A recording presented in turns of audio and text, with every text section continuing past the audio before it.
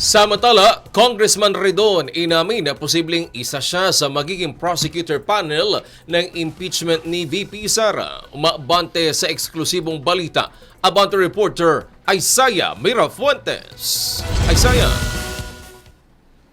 Wedge, kung sakaling umakyat ang impeachment sa Senado, magtatalaga ang House of Representatives ng mga mambabatas na tatayo bilang prosecutor panel. Dahil sa Kamara ng galing ang reklamo, ang magiging prosecutor ay haharap sa Senado para maglabas ng ebidensya. Maaari silang magtanong sa mga witnesses at ipaglaban sa Senado kung bakit dapat ma-impeach si VP Sara. Pero sino-sino kaya ang magiging prosecutor? Kanina, Wedge, nakapanayam natin si House Committee on Public Accounts Chair Terry Redon at inamin niya na kasama siya sa mga napipisil para umano maging prosecutor.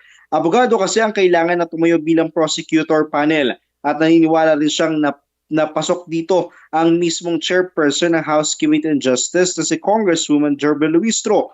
Posible rin daw na si ML Party List Representative Laila de Lima kahit pa siya ang endorser ng isa sa mga reklamo laban sa bise. Samantala kung ngayon raw ang impeachment wedge, yes to impeachment raw ang magiging boto ni Redon. Ako sa Isaiah Mirafuentes, Abante.